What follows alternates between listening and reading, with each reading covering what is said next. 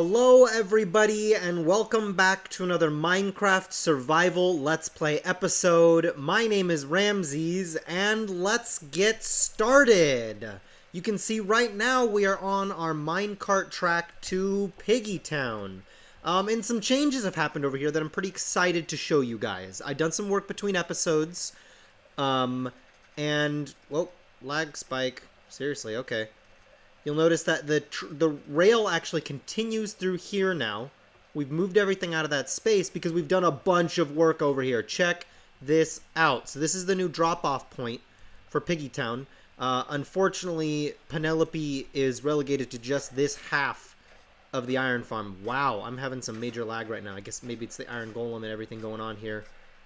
Regardless, we've got a new building right here, and I did a bunch of work on our item pipe elevator thing. So first things first, let's take a look at these new item pipes. I didn't like that when I tried to walk over them, I would accidentally pick up items, and I didn't like, because they were trapdoors, I couldn't, like, the corners always ended up really weird. So I decided I wanted a full pipe, and actually I like this kind of more modern look, so I used more of the same concrete that we use for our storage system, and then glass, and ice and water, and it has this kind of it has this really cool look that I actually quite like. In addition to that, I hooked up all of the current farms that we have running. So we did this one before, but actually underground now. You can't see it because it's running under here. This also hooks into the iron farm, so there's iron coming out of here. You just saw some slime go, and it's going to go up here. So iron, slime, and cactus all come down this pipe. Directly up from the bottom, we have gunpowder. And then I actually did decide to hook up the vine farm as well. I just built a drop-off chest in there, and the vines get spat over into our storage system, and that makes up this whole side. And then I also hooked up the sugarcane over here. Boop, boop, yep, so sugarcane machine directly into this pipe and into the other side of the sorting system. And I think I want to leave this system kind of like the open redstone look that we have going. I also added these automatic destroy circuits to the end of the each of the systems. And that just means that anything that gets into this system, like for instance, if a mob gets trapped in one of the other two farms and dies, and I get bones or rotten flesh, it just goes straight through the lava, and I never have to deal with it. So the only things that end up getting saved from this whole place are just what we have in these chests. To that effect, that's how much iron we have here. We've got a full chest of slime and a little over half. We've got 2 full rows of cactus. 2 and a little over a half chests of gunpowder. That's insane. I started doing some vine farming just so we have some built up, and almost chest full of sugarcane. That's quite a lot. In addition to that, we made this as a little AFK room. I thought it would be nice to build something that looked a little bit nice. I think I like this. I may change it. I don't know yet, but I think it looks okay. I did brick and granite in a checkerboard pattern with white stained glass as the windows. And inside, we've got some dark wood floors and blue carpets, and Portia, the secretary pig of Piggy Town, I guess. She runs the counter. She's got her snack and her flour and all her papers that we need to sign sometimes. I don't know.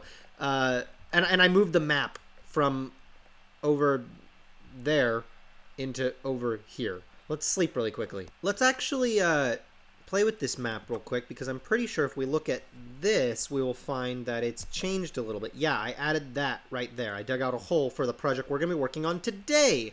But first step first, let's take this bed, because we're going to move it over there. Portia, keep up the good work. I'll sign these papers later. The other thing that I have to tell you guys about is what's inside here.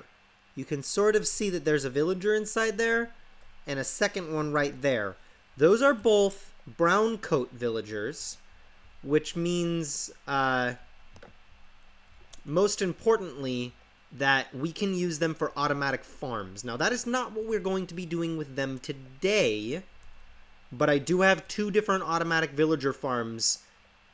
I have ideas for them prepared. We're going to do the carrots and the wheat like that. Today, we're looking at these 2 friends right here. Pumpkins and melons. We're going to put a pumpkin and melon farm right here, and it is crazy efficient. Absolutely insane amounts of crazy efficient. I'm going to drop off this in here. And you can see this is what I'm foreseeing needing right now. We've got some seeds, we've got some dirt, we brought our hoe. This is the same diamond hoe we've had for a little while. I'm determined to get that advancement where I completely use up a diamond hoe, and so I've brought this diamond hoe. We're going to need some sticky pistons, and yes, they do have to be sticky pistons, and I'll explain why later. It doesn't really matter. We've got just some basic other stuff. We're going to use a lot of detector rails. Now, this farm design is 60 to 80% my own design. It's borrowing heavily from an old design of Ilmango's from, I want to say, 1.9? Yeah, Minecraft 1.9. It was built in. So there's things about it that don't work anymore, so I sort of redesigned it for 1.13. And I'm actually really proud of the changes that I made and of the farm in and of itself. The theory of the farm is absolutely from Ilmango's, but the actual design and construction of it is ultimately my own. I built it myself in my creative testing world, and we're going to go check that out now. And presto, this right here is what we're going to build. Now, this one is actually one layer taller than we're going to do. I did 4 layers here. I think I'm actually only going to do 3. And the reason I'm doing that is because you'll notice down here, we have extra items that did not get picked up because this farm's actually too efficient. The hopper minecart can't pick up all the stuff. See, there's a hopper minecart right here, and it's one hopper minecart that runs everything, and it's dropping off a lot of melon right now. This thing produces just an insane amount of melon and pumpkins. It's absolutely crazy. So here's the basic design of this farm. Ilmango did a whole bunch of research, and based on that research, he was able to deduce some really interesting things about the ways that melon and pumpkins grow. Now, first of all, this checkerboard pattern is actually ideal for providing the most amount of places for laying down the block, because you need the regular dirt blocks beside it in order to lay down the block, but also still growing really fast, because if you've got, like, for instance, this plant right here, which is a pumpkin plant, you can see it grow a pumpkin right there, it checks the blocks around it for more farmland, and will grow faster if there's more farmland in the blocks around it. And in this case, almost every single block, at least the ones in the middle, not the ones on the edges, but the ones in any of the center sections, have at least 4 other farmland blocks around them, well-hydrated farmland. And that's really convenient. So we've got one where the sea lantern is, you can sort of see it, is where there is a water source, and then everything else is this checkerboard pattern. And you'll also notice that we have this weird mix of melons and pumpkins. What we did right here is, if you look at it, that one is a pumpkin plant right there. You can see it growing in the pumpkin. That one is a melon plant. This one is a pumpkin plant. This one should also be a pumpkin plant, but it currently can't grow anywhere because it's blocked off by all these other... No. Maybe it's growing into that one. Oh, the farm's running. You can see the pistons are actually crushing the pumpkins. So that's pretty cool. The way it works is you have to alternate rows. So we have a row of pumpkins, a row of melons, a row of pumpkins, a row of melons. And for some reason, that actually... Here, I'm going to back up so that's not as loud. That actually makes them grow faster. Almost twice as fast. This farm would only be half as efficient if it was only pumpkins or only melons. For some reason, it's actually more effective this way. That's just some kind of weird quirk of the game, I suppose. I don't really know. But regardless... that's how it works. And then there is one minecart that starts at the top and works its way down. And what it does is, you can see it'll start over here when it gets back up, and it'll go. And when it hits this detector rail, it gives a redstone signal which lights up the powered rail around it, and also triggers the piston underneath. So underneath every single one of these detector rails is a piston, and when the minecart travels over it, the piston extends and crushes the thing below. Meanwhile, it goes this layer, it does all of that, and then it goes down to the bottom, and it falls through this hole right here, down onto this layer, and then does the entire thing again, crushing the things below it once again. But this time, because it's a hopper minecart, it's also picking up all the items that were crushed on the previous go-around, and it does that, rinse, lather, repeat, all the way down to the bottom, where it picks up the final layer, and then goes over here, and you see I've got a nifty little setup right here where the minecart will drive straight and go straight up here and drop off its stuff, just like we were using for some of our other drop-off mechanisms, like for the creeper farm. Same exact circuit right here that we're using to drop off gunpowder from the creeper farm. But when it comes back, instead of going back the way that it came, we have it set to turn that way. This kind of like hijacks it. It takes it to the side, and it goes all the way around and back up. And in this version, it has to go all the way around this diagonal. But if we were to actually get rid of the top layer, it would end up almost exactly where it needs to be, right here, because it would start right here. So, I mean, we'll see. We'll see what happens. Maybe what will actually happen is that we won't have as far to go up. I don't know. We'll see what happens. We're going to make it work. If we still have to do a loop around like we did right here where you see all this powered rail around the edge, we can do that. You notice I even had to do this because I have to get around this block because this is the block that the minecart bounces against when it falls down. But yeah, this is the farm. I'm pretty excited about it. We will end up putting a little bit more... like we'll put some more of like this block around the dirt so that because I think the dirt looks kind of ugly, and we'll put some kind of covering over it so that mobs can't interrupt the flow of the minecart, and maybe a few other things here and there. We'll keep these as glass so we can see inside because I think that looks pretty cool. We may even keep the hopper minecart. I don't know. Maybe we'll put glass where the hopper minecart is as well, like right at this level. Put one strip of glass. I don't know. I don't know exactly what we're gonna do. But this is how it works, and you can actually see it operating right now. So it's currently triggering the pistons below it. And then it's going to drop. And then it's going to start triggering these pistons, but also start picking up these items. So you'll see these items are going to start to disappear. There they go. And then it drops, and it does the whole process all over again. This thing is crazy efficient. We are almost already full. I haven't even really AFK'd at this thing. It just does this while I'm hanging around. Like, we're going to be full on melons and pumpkins in no time. So, the first step is to start building it. We got to go back onto our world, and we got to build this layer right here. And then we're just going to work our way up. And then when we're done, we'll actually build in this system here. And hopefully, by the time we're done, we'll have enough melons and pumpkins grown on like at least the bottom layer that we can run the farm and it will start producing. And yeah, that's what I got for you guys. So let's start building this thing. I don't exactly know how difficult it's going to be to build. I think it should be easier than the creeper farm, so that's good. But other than that, I don't really know. You notice it waits here for a little while, dropping off the stuff before it leaves again, which is great. This is actually a much simpler way of doing it than the one that Ilmango had. His design did a couple different things. One, it had a different drop-off system that didn't use this little trick right here. This was my idea. And actually, the way that I did that was like this. If you power a curved rail like that, it will switch sides. And it kept connecting that way, and I didn't want it to do that. So I just powered it like that. So you notice this one is currently providing power, which switched the side, and then it does everything that I want it to, which is perfect. The rails are going to be a pain in the butt to work with occasionally, especially when we get up here and they have to connect very specifically. And also, I had a heck of a time getting the stuff on the top to connect, especially over in this area, with the powered rail lines here, and the detector rail going into nothing right here, because it kept wanting to connect to this one and this one. And then... yeah, it's a pain in the butt, but I think I know how to make it work, so we're going to go check it out. Also, that is bud powered. Well, there we go. Yeah, it must have been bud powered. I don't entirely understand how that works, but I mean, whatever, I suppose. I know that's gonna bug everyone that I put a different block underneath, but I don't have the time to figure that out. That's interesting. I'm interested to know. Actually, I want to watch and see what happens. I'll wait for... oh. Yep. That's good to know. If this thing gets full, then it stops. That won't be a problem with our other system.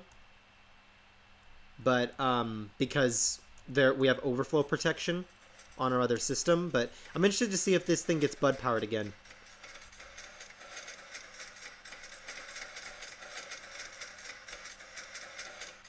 It didn't. You know, I have no idea why. Okay, well, I'm going to move on, and we're going to go back to our world. And we are back over here in this world, and let's actually get started right away. So, this is the center of the farm, and then it is at... let's see. Yeah, this level right here that we're actually going to build our first platform at. This will be the beginning. You'll notice that there's this little, like, indent in the middle of this layer where we've got one block lower than the rest. That is on purpose. It has to do with where we need to place the water. When we actually have to place in the water for the farmland, we have to inset the center blocks to make a little bit of room, and it makes it a little more difficult to deal with our rails, but we just got to do it. That should be a 9x9 square that we're building right now. Yeah, I think this is what we're looking at right here for the size of it. The farm, the actual platforms are typically 9x9. However, the actual footprint of the farm is around, oh, I want to say closer to 12. Did that mean we did this wrong? I gotta count this. 1, 2, 3. Yeah, no, I got enough room. Good. So, yeah, ultimately the whole footprint of the farm is roughly a 11 by 11 square or something like that. I think we have enough room. We may have to make a little bit more. In fact, actually, let me double check before I build, because it would be off center if I have to change it, because I can't go any farther that way, which means if I'm going to expand, it has to be that way. So let me actually think about this really quickly. I think I have exactly enough room, and it's going to touch this wall. I didn't initially want that to be the case. I was going to do it one block bigger, but I don't think I have... I think that's okay with me. I think that we can just do it like that. I didn't realize how many blocks I made. I'm going to have to probably make some more concrete. Luckily, we made a concrete maker in a previous episode, so we have that if we need it. Now what I'm going to do is I'm going to go through and put in these powered rails right here. And the reason that I'm doing that is to power... did I just say powered rails? I meant levers. I'm going through and putting levers down, and then I'm going to go through and place down rail like that. So we've reached our first bit of weirdness. You'll notice right here that if we place in this rail... Oh, actually, why did it do that? It's not supposed to do that. Hey, it connected better than we hoped. That's actually good to know. I assumed that it was going to connect the other way. Oh, no, I think we needed to connect the other way, though. Let me double check and see which way this thing actually needs to be going. Is it starting here or ending here? It's ending here, which means this thing needs to be going the other way. We're gonna punch out one more block. Then we're gonna go like that. Oops, I fell down. And what we're gonna do is we're basically just gonna jump it. Instead of doing it the other way, we're gonna go like that. So yeah, this is what we want it to look like. It took me a minute to get the rails oriented correctly because they kept wanting to connect in different ways. Whenever you have a break in the rail line, it really wants to turn instead of continuing to go straight. It doesn't think it should be going into nothing. But what's going to happen is when this thing comes around this way, which actually we should place down another lever. Oh, didn't mean to drop that. Right there. That should power those.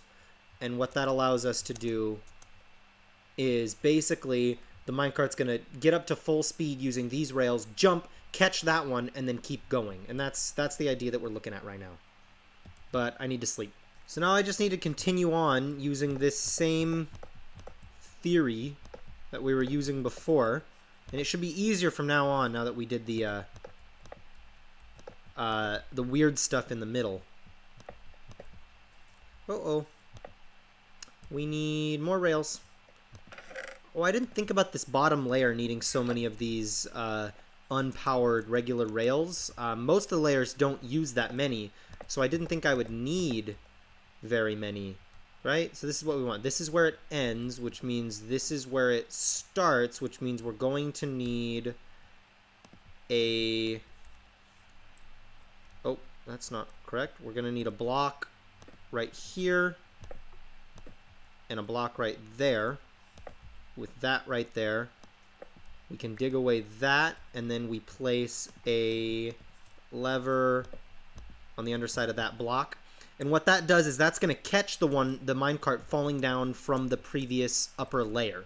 So it's sticking out by one, and it's going to catch, and then it's going to go, and it's going to follow along this track, zigzagging along until it reaches here. It's going to make the jump, then it's going to continue along, and this whole time it's picking up the items from the above layer, and then it's going to come over here, and here is where we'll build our drop-off circuit when we're ready to, but right now I don't need to. I'm just going to keep working on this farm. Now is where we get to the part with the trap door. This is the reason why we can't have the rails at the regular height, because it can't occupy with this trap door right here, but this trap door right here is what's going to be holding in the water around here. We're going to be holding in water right there. I'm fairly certain I did that correctly. And I guess there's one way to find out. We can go get a bucket of water and see what happens. Okay, we've got a bucket of water. We put it right there.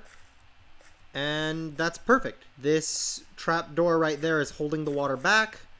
And we now have the water that will be for our farmland to keep it all nice and fresh. And then we can just come over here and we place these directly onto the rails. And they just kind of float above the rails exactly like we want them to. So the next step is we're going to put in a lighting source to keep everything all nice and bright in here.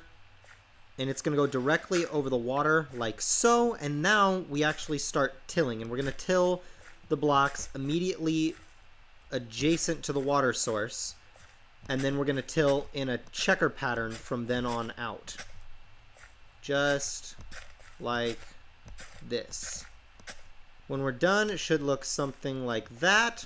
We've got a nice little tilled area right here. And then I think our next step should be... Here, let's figure this out. I think we're going to need to put in the upper layer above us, which means... Here, let's get this. I'm trying to remember exactly how many layers go in between. I have to measure what the piston is doing. Right, this right here is what we're looking at. So this is the lower block in the middle, just like before. And then over here is one layer up from that is the actual next layer that we're going to place rails onto. So I'm just filling out this square now. Once that next platform is in place, the next step is to do the pistons. I'm not doing the seeds yet. That's on purpose. So I align myself underneath the regular dirt blocks, not on the farmland. You want to put the pistons above the dirt blocks. And then once you have your first one in place, it's just as easy as creating another checkerboard. Just like that. And you got to work like really up close and personal with the pistons. You got to get comfortable with them. But as long as you're able to do that, it's not too difficult to place these in once you have the blocks above them in place. And that's why I place that layer first instead of trying to do the pistons some other way. It's much easier to have that layer in place first. And then you skip the middle because there's not going to be one in the middle. But you just continue out your pattern just like this. Right? Is that correct? That's correct. And then once the pistons are in place, the next step is to actually do the seeds, which we'll do in just a second. And then after that, we place the slabs on the underside of the pistons. And the reason we place the slabs last is because once they're in place, we can't fit in this space anymore. We won't be able to walk through because the slabs stick down too low. So let's sleep really quickly because I can see that it is getting dark. But then after we slept, we'll place in the seeds, alternating like I was talking about before, and then the slabs. The way the checkerboard is laid out on each level, we get exactly 20 of each type of plant. So I'm going to start with pumpkins on the outside, skip a layer, and then do this. It's easier than trying to switch back and forth between the two different types of plants for me, just to do the full row. Just like this. And then pumpkins again on the very outside. And then we switch to melons. And it's pretty darn simple. Get these things growing. That way, hopefully soon we'll actually start producing some fruit. Is it fruit? I guess botanically speaking, there's no such thing as a vegetable. The melons are definitely a type of fruit. But what are pumpkins? Are they? I mean, they're a squash, right? What does that mean? Squash is a type of fruit, technically, isn't it? So yeah, you'll see once these are in place, we can't walk past that point, which means we kind of got to like work our way out of here carefully so as to not block off any spaces where we need to put a slab. And this, by the way, these slabs are the reason we need sticky pistons. Oh. If we didn't need to use the slabs, we wouldn't need the sticky pistons, but if we just use regular pistons, they would push the slab down and then leave it there. And that is not what we want. We want the slabs to come back with the pistons after they break the item. Now, I guess technically we probably don't have to do it like this. We could just do regular pistons without slabs and it would still break the blocks. But it's actually a little bit easier, I think, to place this stuff in when you have a little bit more room to do so. It was hard enough to get the pistons in place before. This is actually a slightly easier way of doing it. The reason that Ilmango designed it like this was actually because of the old piston translocation bugs. It used to just steal the pumpkin items and stick them upstairs, you know, instead of actually... For those of you unfamiliar with the old piston translocation bug, you could, like, be in a block and the piston would come down and, like, grab you and then, like, pull you up through the piston. You'd end up on top of the piston. And it was a way that you could elevate minecarts or people or mobs that way without injuring yourself at all. And it can also take items. And so it would break the pumpkin, but then it would take the pumpkin with it and elevate it up to the next level, and the minecart would miss it. And so it was, you know, it was creating a farm that was not super efficient. So he designed this with sticky pistons and the slabs. But I was thinking about trying to convert and just use this, reduce it all by one layer and use regular pistons so I didn't have to use the slime. But honestly, I have more than enough slime. I've got more than enough stone for the slabs, and it's actually easier to place this stuff in with one more block of space. So that's the way I'm doing it, even though I don't need to. Long story short. Or short story long. One of the two. So now we're up here on the top level, and we need to start thinking about where we're going to drop our minecart down to. It might actually be right here where I just put this block. Of course it is. We'll go like this to make it a little easier for us to get up and down. Yeah, so right here is where our minecart's going to. It's going to go and drop down onto that block, which means right here is where we're going to start from this side and work that way, knowing that the minecart's going to be traveling the opposite direction that we are currently placing blocks. That's okay. What we need now is our detector rails. We also might need... I'm going to grab a bunch because we're going to need several. I guess we probably only need 20 of each if we know... because it's going to be the exact... Oh, no, not 20. We're going to need more than that. Anyway, we're going to be alternating powered rails with detector rails. But actually, the first thing that we need to do is... this right here is going to become slabs. This is an edge that gets built so that we can actually turn the minecart rails using regular rails on the corners. The reason that we're doing that is because we can't make the corner here because that needs to be a detector rail in order to trigger the piston underneath. So on these layers, we have to extend out just a little bit farther on each side.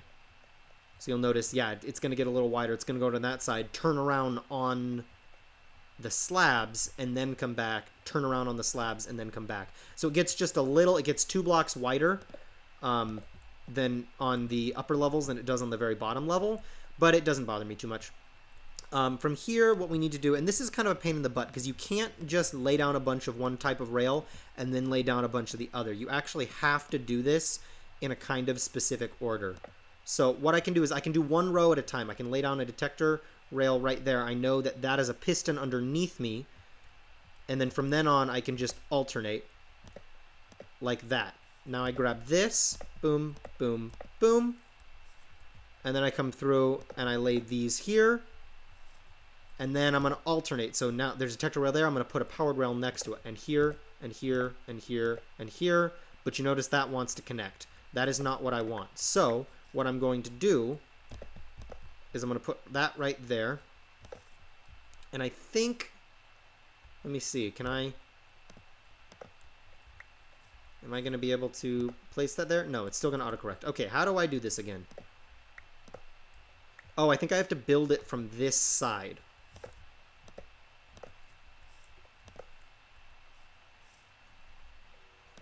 And I got to delete this block? Is that right? Boom? No, that doesn't work. Man, how do I do this now? Okay, I think I figured this out. I laid it down like this, and then what I should be able to do is this. No, man, why are you not working? What if I go here first, then here? Nope, that's not what I want. There must be a way to do this. Maybe if I do it the other way. I place these first. Nope, not that way. Yeah, it's a pain in the butt to deal with rails. It always, always is. Hey, I think I figured this out. Okay, if I go right there, and then I go like this. Yeah, we did it. Okay, I dropped some rails down there, and I don't want them to despawn, so I gotta go pick them up. And I guess those as well. I'm gonna probably need all these rails, maybe even more, so I can't let anything despawn. But that was the hard bit. That in the center section is going to be a little bit difficult as well, but that was the hard bit. So now we just get to continue on. We place a detector there, there, there, there, and there, and then the powered rails in between them. Then we go to the end and add our corners, and I repeat this process, and I'll bring you guys back in just a little bit when I actually get to the funky stuff in the center.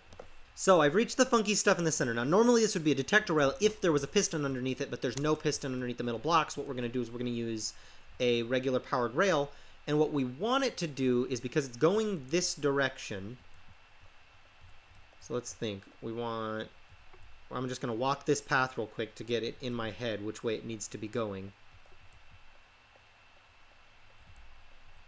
We want the rail to connect with this one. It does. Okay, so every other layer, because we're reversing, it's going to work right for us. On the next layer up, we're going to have to do a funky little trick. But on this layer, because it's traveling this way, it'll jump to here, and then it'll go around and it'll land over there where we want it to, which is perfect. That's exactly what we're looking for. And we can just continue on. So that one was easy. It can get more difficult. But, you know, we make it work. The other thing that we actually need to do is we need to go beneath this and light it up. Oh, man. I'm going to need to get in there, which means I'm going to need to dig away some slabs. Yeah, I got to get right here. And I forgot to do this on the previous step. If I go like this and light it up, then we should be good. And then I just need the slabs back. And I need to replace the ones that I broke on my way in here. That should be enough. I don't think I broke any other ones. And you'll notice now this stuff is lit up. And that's good because since we're alternating these detector rails, they light up the powered rail around them. But since we don't have a detector rail right here, these actually need to be lit. So that's why we have to do that. So right at the end here, you see we've got one more powered rail. And then what we're going to need to do is get this little buddy right here. And we're going to need to place... Here, let's go like this. Like that? Perfect. That's exactly what we want to do. And then if I grab a lever... I keep accidentally throwing stuff on the ground. Grab a lever and go like that. It lights it up. And this is going to be where we catch the one on the next level. So this is where we drop off to the lower level. And this is where we catch from the upper level. And once again, I need to sleep. So now we've reached the first place where we're actually going to start repeating steps. Because now what we're doing is placing in the dirt, just like we did before on the lower level, on top of these rails. And we've got that trap door in place right there. Yeah, so that's our next step. We won't place them over these rails in the corners, just over where we have the darker blocks. And yeah, that's what we have to do. The other thing I'm going to do is build our staircase up a little bit higher. Man, blocking into places is a pain in the butt. But yeah, from here on out, it's basically rinse, lather, repeat, which means that I'm going to bring you guys back when I actually have a next step to show you. For now, I'm just going to build. And presto, we have a 3-layer melon and pumpkin farm right there, and plenty of melons and pumpkins have grown in the meantime, and I laid out the track that the minecart is ultimately going to go on, mostly because I realized that I could use it as scaffolding while I'm putting in the glass and some of the other blocks that I want. So I figured we could set to work on that. Uh-oh, I see a broken rail right there. That kind of worries me.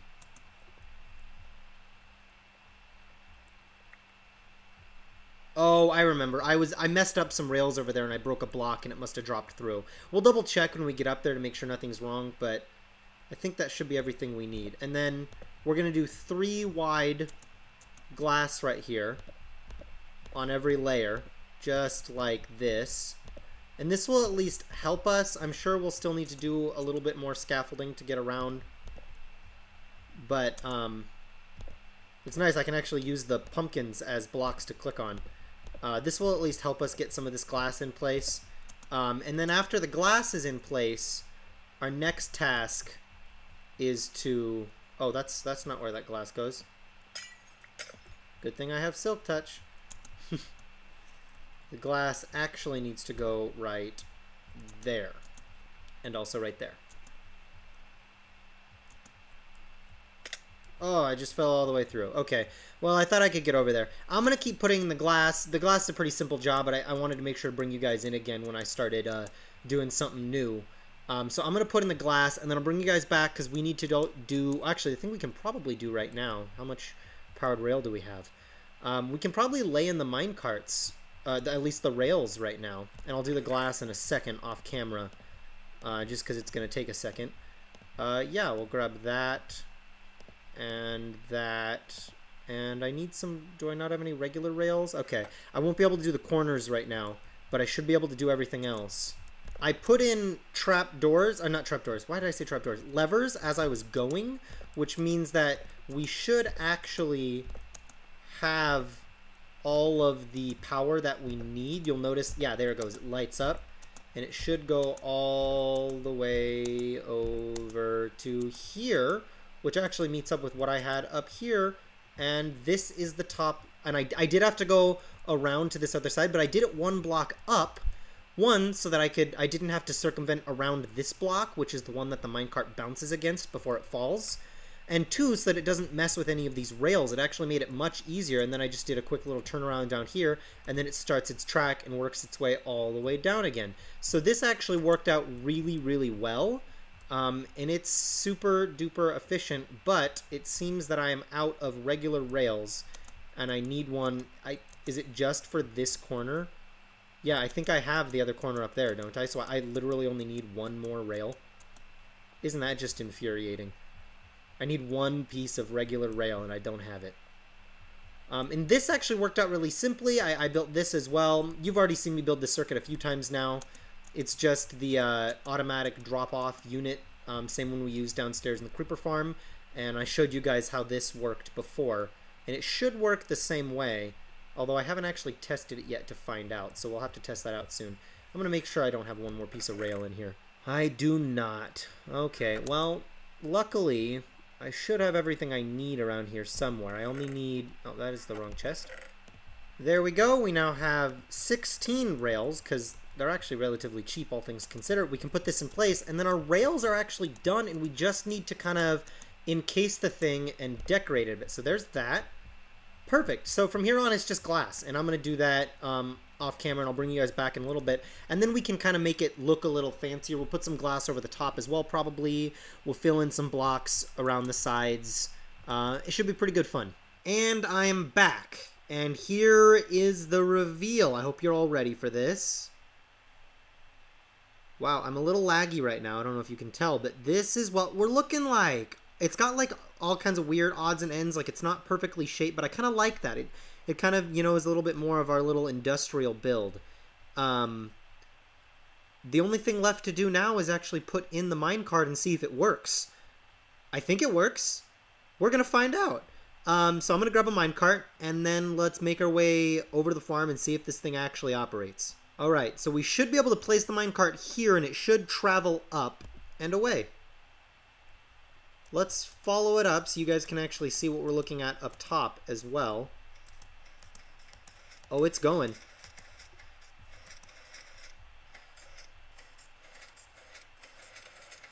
Yeah, you can see stuff going right there. Oh, it just dropped down to that level? Okay, this thing seems to be working magnificently, actually. Of course, all we have right now is this hopper right there. But luckily, it's only a hopper minecart, which means it can only pick up a hopper's worth of items anyway.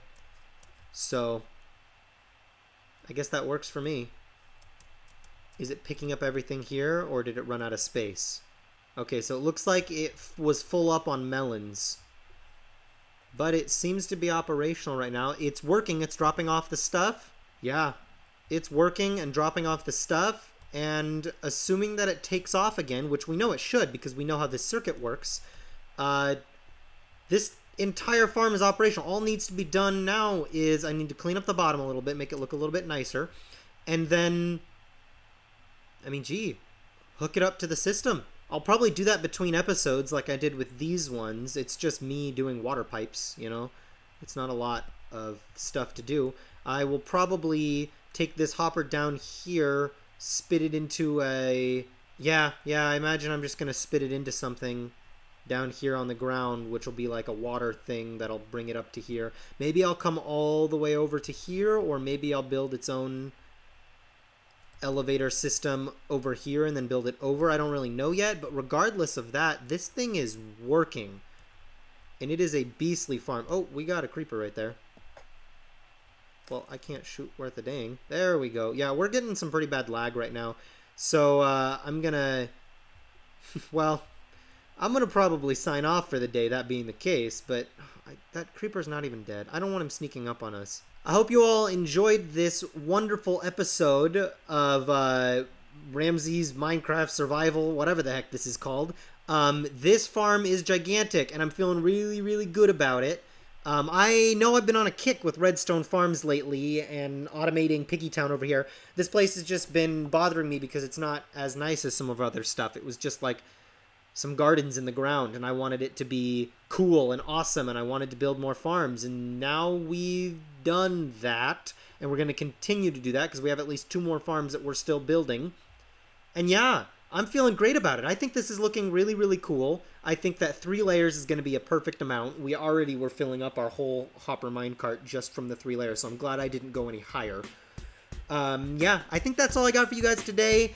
I hope you really enjoyed it. If you did, please leave a like, please subscribe. If you want to get notifications when I post new episodes, then hit that bell icon.